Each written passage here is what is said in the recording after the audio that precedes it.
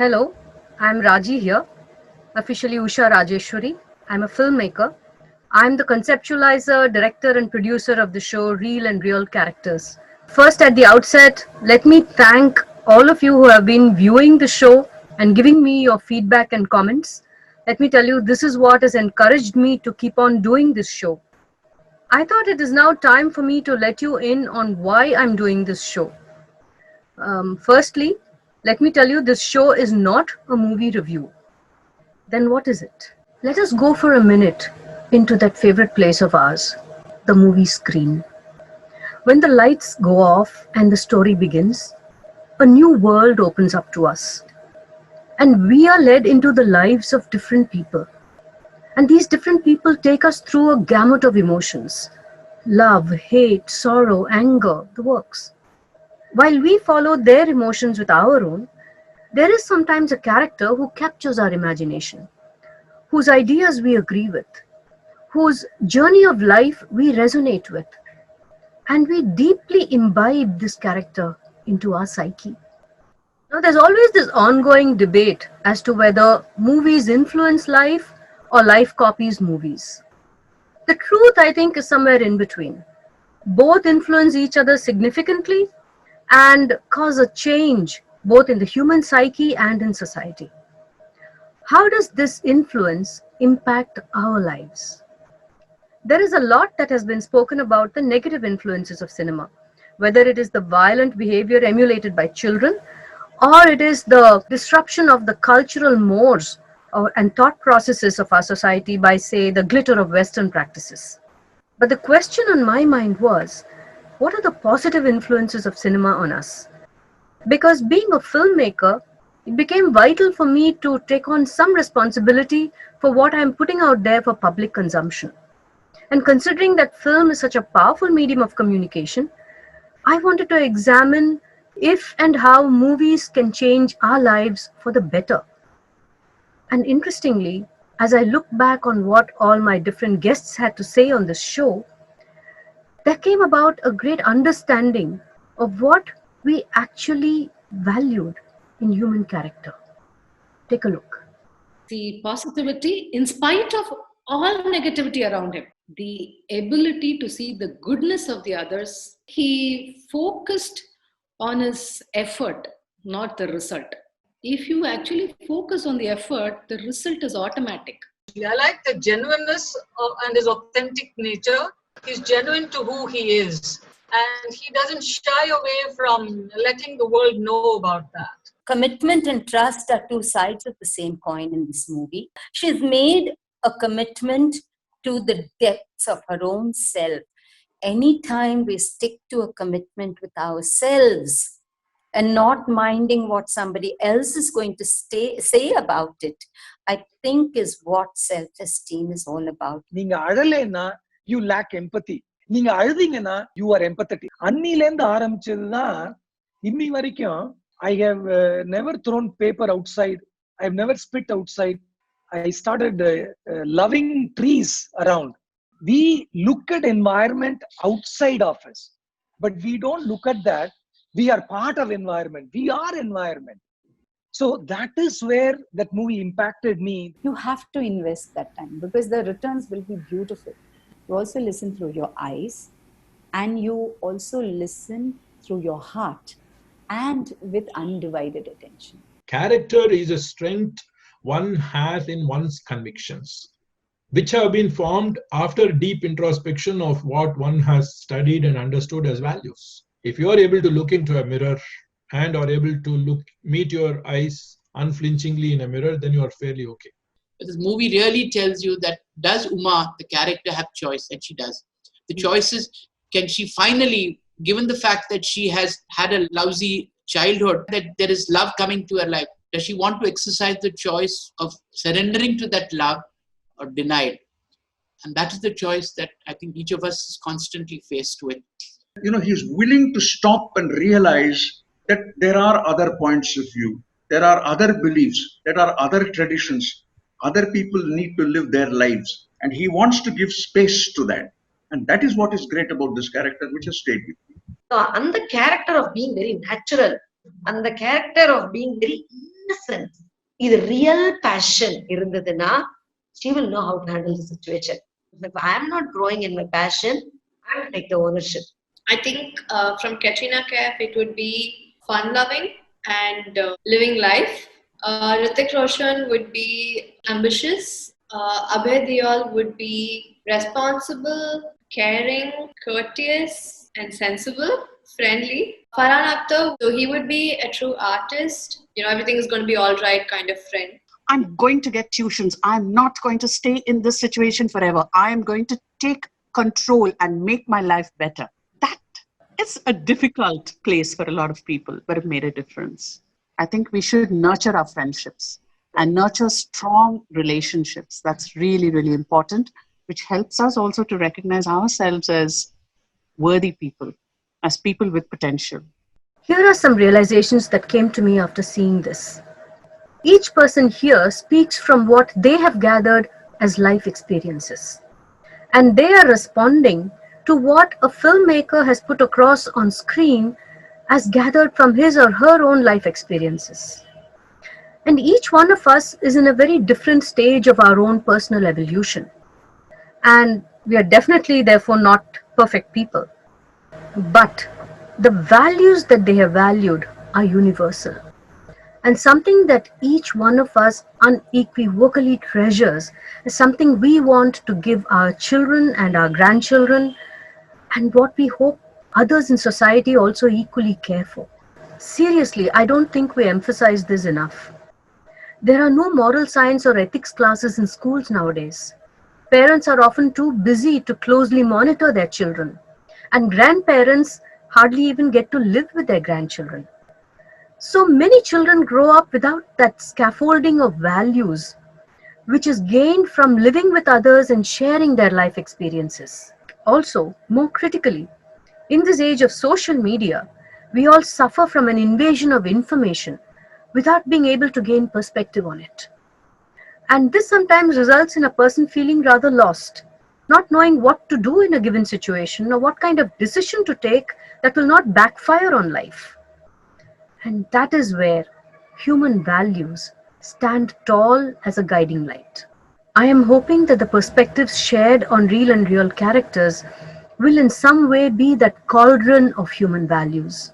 And just as some of the guests are able to go back 30 years to draw from movies to make sense of their lives, I trust that Real and Real Characters can help people make a little more sense of their own lives. Welcome to the show Real and Real Characters. Rupa Mohan is an MA in education and focuses on NGO work. She moved from Chennai to the United States 4 decades ago. She belongs to a family of strong, resilient women, believes in girl power, and strongly supports global women's causes, combating marginalization and oppression of women. She retired as the Director of Client Services at the South Asian Domestic Violence Helpline, which provided advocacy for survivors to help them navigate legal, immigration, and other services and emotional support. Now she's a trained storyteller and docent for school groups visiting the Asian Art Museum in San Francisco, specializing in stories from all over Asia around the artifacts in the museum's vast collection, and now going beyond to tell personal stories. She volunteers a lot, sews children's clothes for charity in a sewing circle, organizes bhajan groups, and leads an authentic, service-oriented life along with like-minded people. Welcome to Real and Real Characters, Rupa. It's a pleasure to have you here, especially reconnecting with an old friend from school who is now in the Bay Area, and it's great to have you on the show. It's wonderful to be talking to you today. Rupa has chosen to talk about the movie The Japanese Wife. The Japanese Wife is a 2010 Indian-Japanese romantic drama film. This is the delicate story of a young Bengali village school teacher marrying his Japanese pen friend over letters and remaining true and loyal to her throughout his life, while actually never meeting her. The film stars Rahul Bose, Raima Sen, Japanese actress Chigusa Takaku, Maushami Chatterjee, and Kunal Basu, who is also the Bengali author of The Japanese Wife and Other Stories. The film was directed by Aparna Sen, Cinematography was by Anay Goswami and music was by Sagar Desai. The film was shot at Kolkata and the Sundarbans in Bengal and in the Japanese cities of Yokohama and Tsukuba, Ibaraki. It received a very good critical reception and was called a haiku film.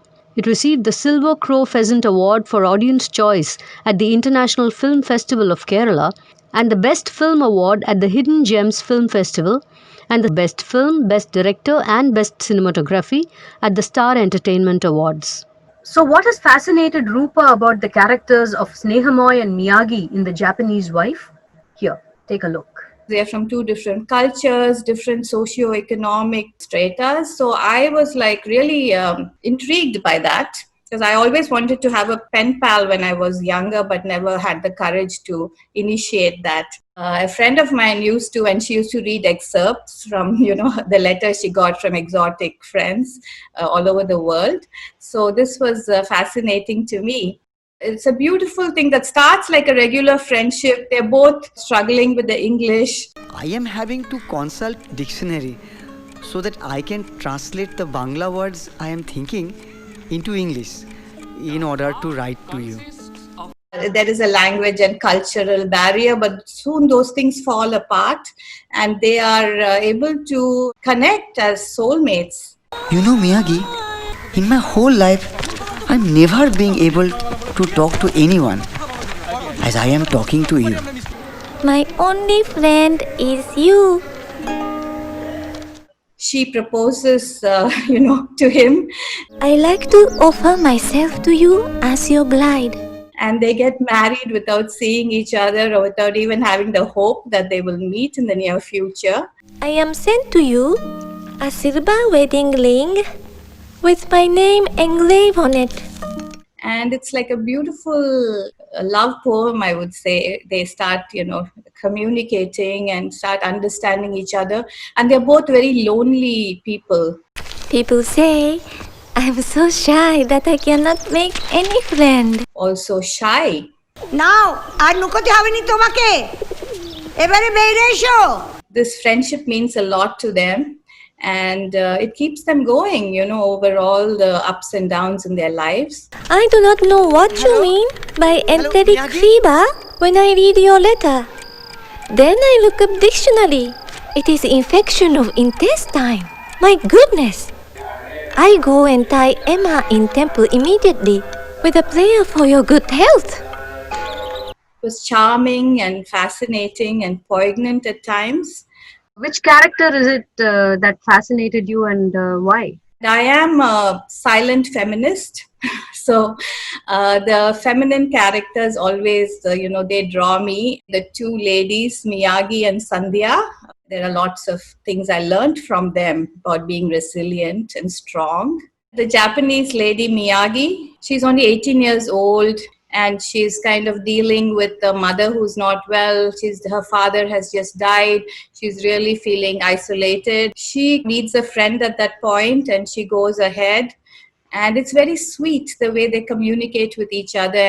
The Matla is a strange river. It is bringing out different emotions in me at different time. Everybody kind of accepts it around them, আগে Eche mane jabante eche. She's the Japanese wife and he's very loyal to her. And Miyagi, she can't leave because her mother needs her help. He can't leave because of financial difficulties and has to be there for his own aunt. So it's a situation which seems impossible. The letters go back and forth. Yes. Go to them, Senemoy. I know you want to. But don't come back to me. And is that why your letter takes so long time? Because there is other distraction? It reminded me of the time when I migrated to this country almost 40 years ago, when letters were everything. I mean, the aerograms that my folks would send me, they were loving and they kept me going, especially those first few years when I was very lonely. So I could feel that excitement of opening the aerogram and reading and, awaiting that. I mean, there's something so beautiful and exciting about it, different from, all the media that we are using today. So it took me back to that time. So, what do you think it is that held Miyagi to continue or to take forward a relationship which had almost no future? I think they made that connect, which is very important. And she felt that someday she may be able to go over. So there was always that hope, someday once I can leave my mother, I'll do that.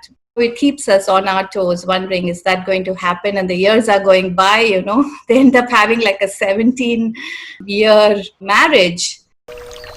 I could not think of what to send you for our marriage anniversary. In the end, I am deciding on a Bengali shari and these flowers. It's a tale of hope, I think. He's also able to keep going because of hope. Sandhya comes in first as single and available, but he's already in this relationship. He's not able to say yes to her. And later she comes back as a widow. By then he's married. He's very committed to this long distance marriage. And he's so open. He tells Miyagi everything. You may be wondering what she looks like now. Please believe me that I still have not seen her face. I have seen a figure in a white shari helping Masi in her day-to-day work. That's so beautiful. He just opens his heart to her and awaits her response. And she's very understanding. He doesn't put pressure on him, but they're very committed to each other, which really is, I think, the bottom line here. Come to me when you are well. I will be here, waiting. So what about Sandhya's character? What is her motivating factor? Sandhya comes in as a typical marginalized widow when she comes back. She's very shy. She's in a situation where she's been kicked out of her in-laws' house. From day one, you can see that she loves Snehamoy. She goes through all these upheavals because she knows he's in a relationship. There's a time when she becomes kind of strong. The one time they go out into the town, she goes with him on this ferry. She's going to pawn her jewels in the nearest town, and they want to celebrate her son's thread ceremony. She gets out of her widow sari and wears a sari with a border, and she wears a little bindi. It's nice to see that she's suddenly, a little free and empowered. And I think that's a turning point when she gets a little glimpse of the outer world, and that frees her.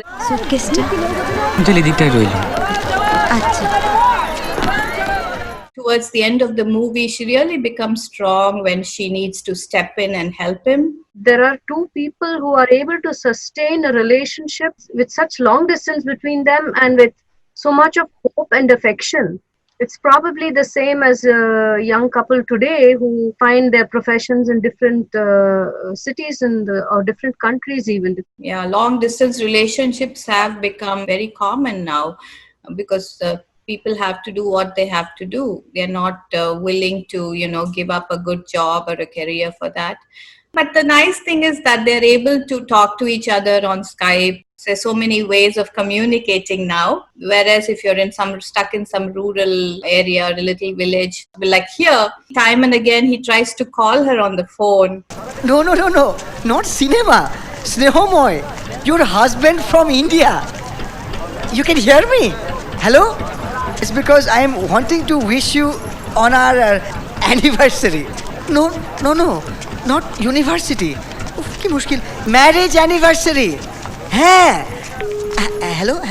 I mean, that's really sad. Those days when we had to do it, right? And sometimes go to the STD thing and make international calls. Kind of brought back those memories and how difficult it was. And when I came to this country, calls were so expensive. I could only talk like for 3 minutes, once a month maybe. So it was not easy like this, where you can talk for hours. And if you have the time, time becomes the barrier. People say that, we don't have time. We are so stressed out, in our jobs.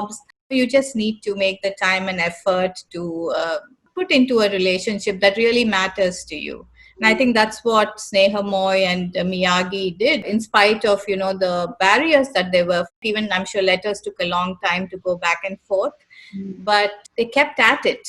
And they wanted it to work, and they realized that this was the most important thing for them, I think, above anything else. That's what kept it going. What aspect of your character is it calling out to sustain such a long distance relationship, to keep that same level of intensity and affection going between two people? You have to open up to that person. Like here, he's telling her every single thing that happens. At one time, he kind of hugs Sandhya and comforts her. He's really, disturbed by that, and he's like, oh my God. I have caressed the widow who lives here with us, although I am fearing that you will never write to me again after this. So I think that's the level of intensity and honesty that's there in that relationship. So just wanting to tell everything. I was thinking, why are you telling unnecessarily? Don't tell her. But that's what makes a good relationship, right? She reacts. She always gets back to him. They kept the communication going without any major breaks. Even when she got ill, she was telling him everything, and to a point of sending him her medical records. And he's very much into helping her find a cure. Sometimes you feel it's too much, he's just obsessed with it rather. But that's what made that relationship go on for, I think, almost 20 years. So openness and being very honest, I think, is key to that.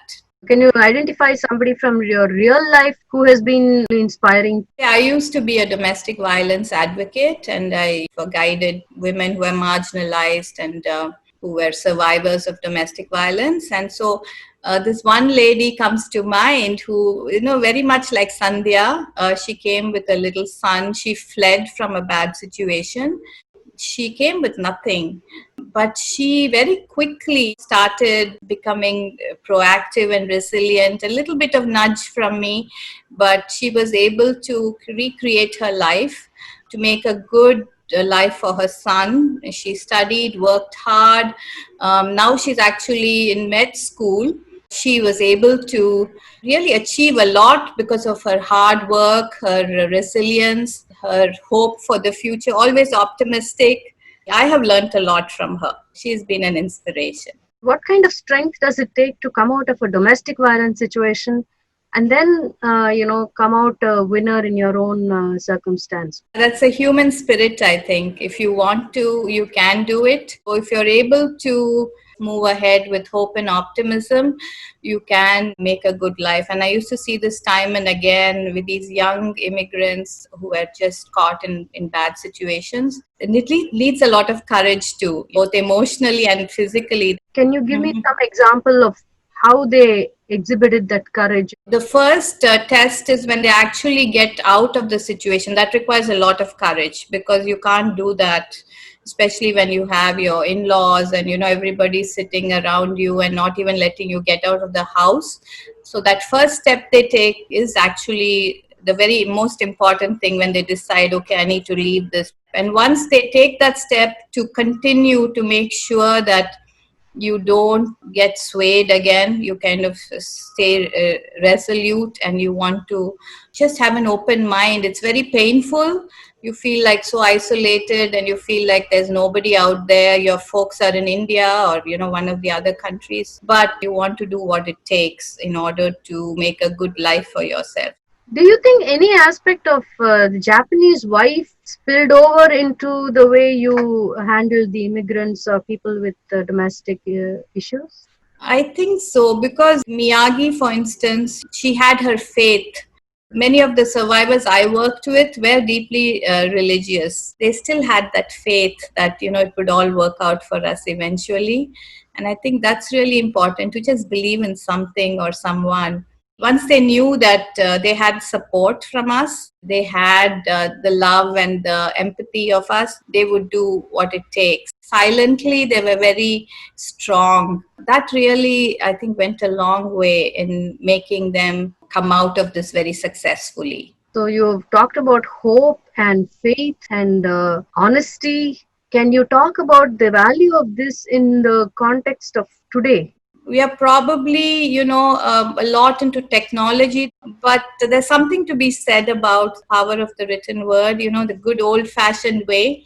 In fact, this movie to me was a combination of, haiku and Tagore's poetry. And so there's something so poetic about it. I would encourage the young people and even my daughters to go back to writing things, to reading things, and to actually put your thoughts down instead of getting onto social media all the time, and go inward a little bit. It can be very cathartic. The real difference between writing on a computer with technology and writing with hand and on paper. It's about the slowing down of your thoughts and actually living with it rather than like hurrying the whole thought through and Not putting it out necessarily to the entire world, but building relationships one-on-one. I do have friends who kind of still write me long emails, and I think more than that, talking is good. Sneha Moy and Miyagi couldn't do much of that on the phone, but for us, we have that option. Today we have a lot of divorces happening. If we can draw a little bit from a sustainable way to approach it, what aspect of yourself do you have to draw upon to make that happen? You have to first of all take the initiative to do it. One person has to start it. Miyagi takes that upon herself. That is set in motion, things will go smoothly. The other person will respond, and then it becomes a conversation. Often there is so much of silence between us, unsaid things, old resentments. If you start opening up and talking about things, it can be very productive and very healthy for the relationship. So I hope people are able to take that lesson from what you have said and, keep their hope going for the future because I think we all need it in this scenario. We all need to keep our hope and faith alive. Thank you so much, Rupa. It's been wonderful talking to you. And I think this kind of the calmness with which you're able to talk and the serenity with which you bring to this is really valuable for viewers and for what we need to say to the world today. Thank you. It's been a pleasure, and I hope people will watch this little gem of a movie. That was Rupa Mohan on Real and Real Characters. You probably know that Nelson Mandela was in prison for 27 years, where he waited without giving up hope and then came back and took charge of his own country. In this era of instant coffee and instant gratification, that is maybe a tall order, but the best things in life are got when you have that staying power in you. So can we make wait and hope a little more real for us so that our relationships gain more depth and beauty? So well, that's it from me for now. You can catch Japanese Wife on YouTube, and I'll see you next episode with another guest, another movie, and another human value. So long till then. The movie question for this episode is this. This is a sweet movie about a long-distance love between two people who communicate on email, who sometimes meet and fight with each other, but who have no clue of each other's identity till the very end. What movie is this? Which character pursues the girl on the hero's behalf? Where do they finally meet? You can send your answers to the WhatsApp or email given here. The answers to the previous episode's movie questions are: what is the name of the original movie? Answer: how old are you? When did she faint and fall? Answer: when she met the president. What was the innovative business she started? Answer: rooftop garden for vegetables. If you like this program, please click the like button, share, comment, and subscribe to the show.